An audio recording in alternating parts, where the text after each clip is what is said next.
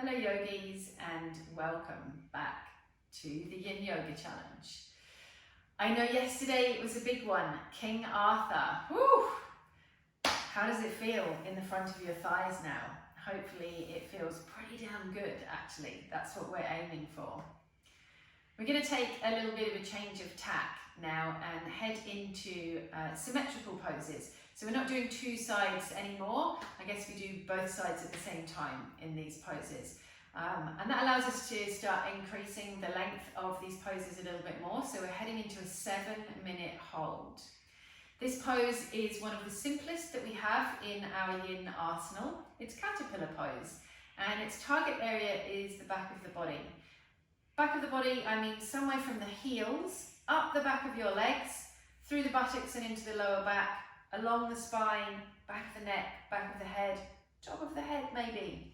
In fact, we're working with a piece of tissue, a piece of fascia or connective tissue in the back of the body, which starts in the soles of the feet and works its way up the back of your body, over the crown of your head, and actually all the way down to your forehead just above your eyebrows.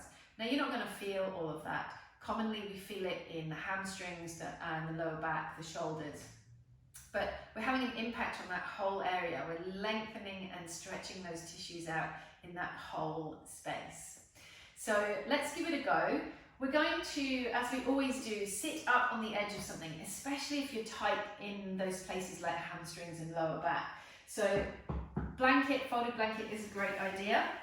We're sitting with the legs out in front. Now it's really important that we have floppy legs. So remember, we're doing Yin yoga. In Hatha yoga, this pose would look something like this. We're reaching forwards, we're activating strongly. In Yin yoga, we're doing the opposite. So the legs go really floppy, the upper body and the arms go floppy. There's no reaching forwards. So notice your arms. Are they kind of angled forwards towards your feet? If they are, bring them back. Your upper arms may even point straight down towards the floor, really heavy. Let the arms rest wherever they want to go. Lately I've been playing around with interlacing my hands, kind of gripping hold of opposite wrists. Just because sometimes your arms feel a bit like a spare part. You're not quite sure what to do with them. So you find the right place for you in this pose. Now, target area, like I said, back of the body. So we want to feel a stretch, maybe in the calves, more likely the hamstrings. A lot of us are tight there. Buttocks, lower back, spine. Cross the shoulders maybe and into the back of the neck. If you don't feel it, that's okay, it's quite common. What you're going to do is pop something underneath your heels, and you can play around with the height of it. The higher you go, the more you'll feel it. Just make sure it's a comfortable prop. So if it's hard, maybe put something soft over the top of it. And see how you go with that. I'm going to start the timer because we're here for 7 minutes. I'm sure you're keen to get going. And what I do want you to be mindful of is learning to differentiate between good pain and bad pain. So in Yin yoga, we're always looking for the good pain. And in this pose, that's feeling some kind of stretch or juicy opening, lengthening in the back of the body. It's not to feel any kind of small, pinchy or sharp pains in the joints. Commonly that's in the lower back or the neck. So if that's happening, don't worry, there's nothing wrong with you, you're not bad at yoga, but we're just going to adjust ourselves a little bit to allow for that.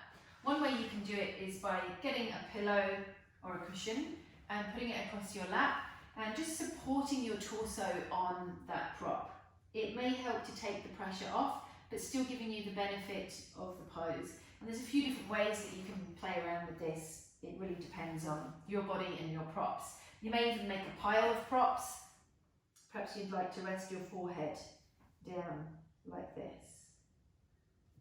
And if you do have the luxury of a proper yoga bolster at home, you might bring your legs a little bit further apart. Pop one end of the bolster down on the mat and rest your forehead on the top end of the bolster.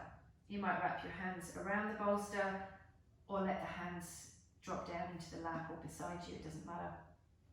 Just be mindful that any props that you're using are not holding you up too much in these poses. So we really want to be able to get that stretch in the back of the body whilst eliminating any pain or discomfort. So it can be a little bit of a game. We have to play around with it. We've got plenty of time. Once you've found the right place for you in this pose, we're going to relax in. So first thing I want you to do is soften your belly. Now, I know it doesn't feel comfortable. I know you feel self-conscious. Really let the belly hang out. I'm letting mine hang out too. We all have one. It's all there. Let the organs of the belly have a little bit more room to move as you soften. And like I said, the arms are heavy. It doesn't matter where they are, but just nice and relaxed. The back is rounding and the head's hanging down. Now that something, letting the head hang down is something that can take a bit to get used to. So what we want to do is allow, we're not causing this to happen, but we want to allow the chin to move towards the chest. And that way we feel a bit of a lengthening in the back of the neck. And you might notice that the crown of your head starts to point more down towards the floor. Of course, we already know the depth of the pose doesn't matter.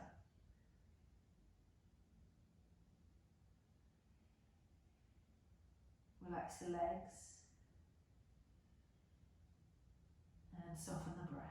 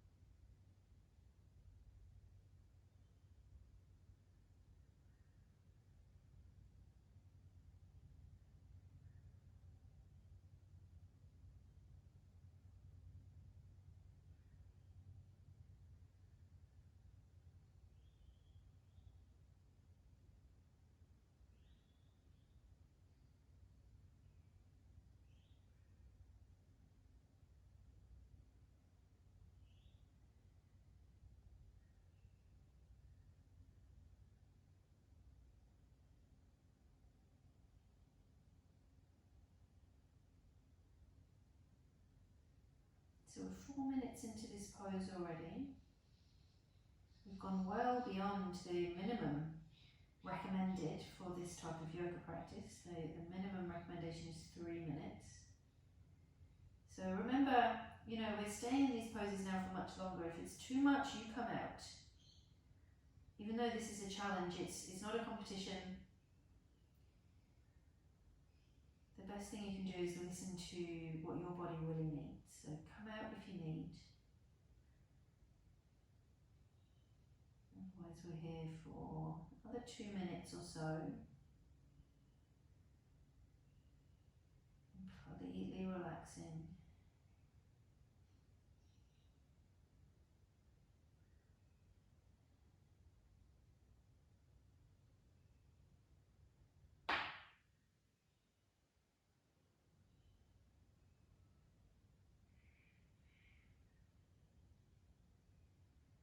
Notice how it changes. Maybe it gets a little bit easier. Maybe it gets more challenging. Maybe it feels different.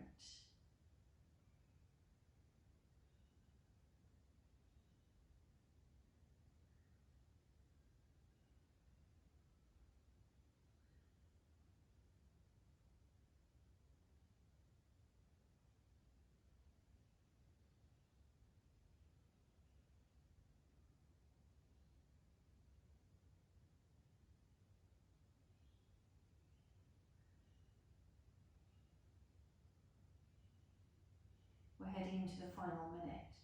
For this final minute, if you're comfortable to stay here, I want you to soften even more.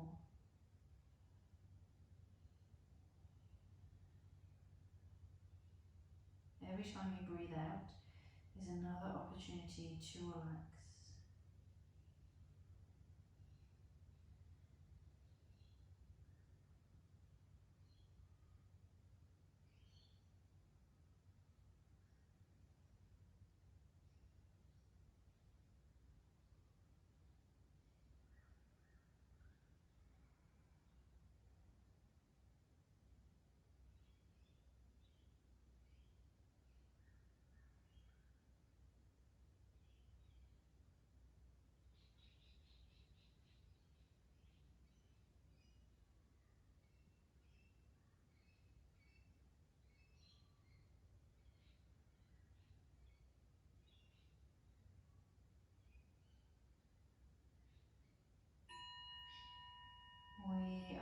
making our way up very slowly.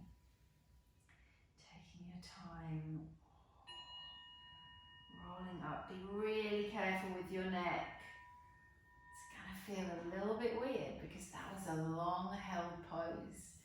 We're slowly making our way down into rebound. Your version. Use any props that you need, but try not to do any unnecessary movement.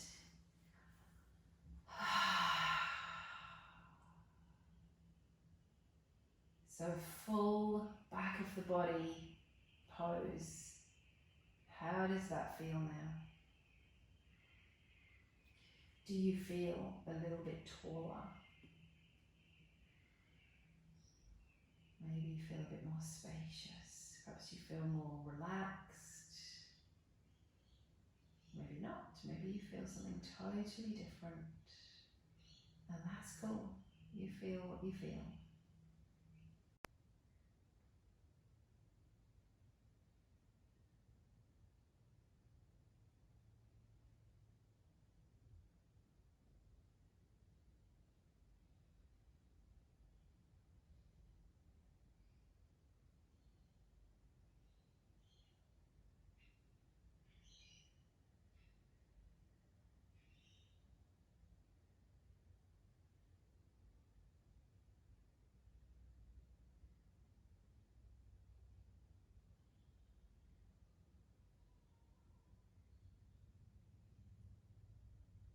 Let's take one more breath here.